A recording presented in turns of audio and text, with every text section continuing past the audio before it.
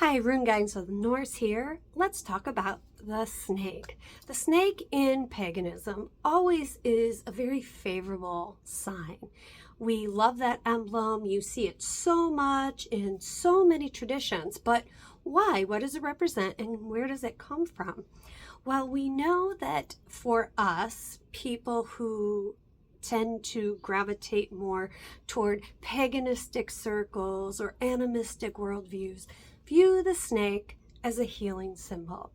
Even Asclepius, that symbol that is on the side of an ambulance, represents this is a place where you can get help, healing, and all those types of things. So traditionally, even in my tradition of trolldom or Scandinavian folk practice, the white snake, which I have quite a few emblems of, represents that magic and that healing ability.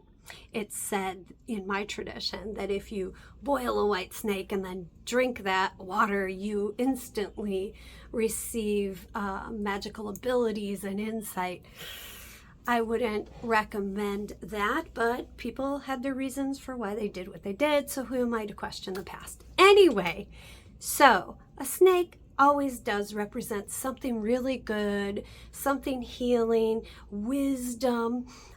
We even see this reflected in some religious traditions where it's offering wisdom, it's offering knowledge, and then that's kind of twisted and meant to look like, oh, you're not trusting God or the divine if you're seeking wisdom, knowledge, and mystery. Why the snake, though? What is it about the snake that made ancient peoples say, wow, that's a good omen? It's a symbol of protection. It's a symbol of abundance. It's a symbol of fertility. Why? Well, we know that a snake sheds its skin and is always renewing, and that, of course, is very a symbolism, can't talk, a symbolism of great things, sloughing off the old, regeneration, new birth, transformation. We know that.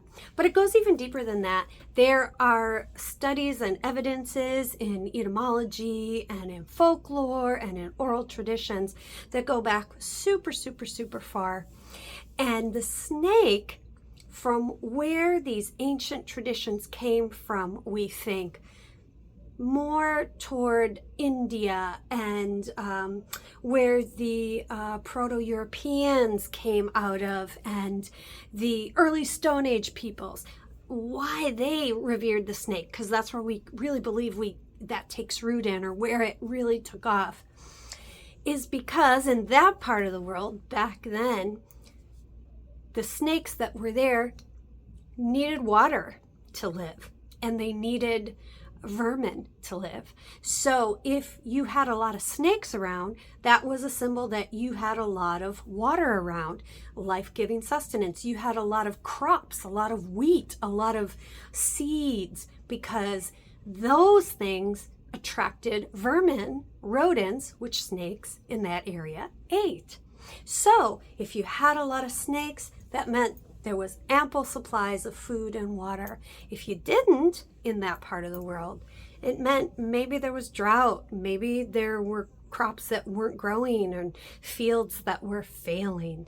So that's where it really starts from, this idea that, hey, when we see a lot of snakes, we know that they are around the things that we need, and they represent that. So even in Hinduism and even in philosophies like Buddhism, you will see the snake motif represented a lot, because it's showing protection and abundance, and that there's life-giving things around, and you're going to be okay because the snake is there. You're going to be okay. So don't be afraid of the snakes.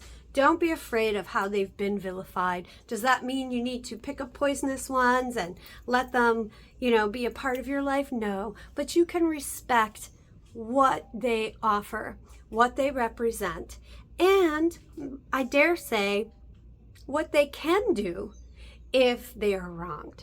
So there you have it. just a short little teaching about snakes, where they come from and why we have them and why we love them today in our modern day paganism.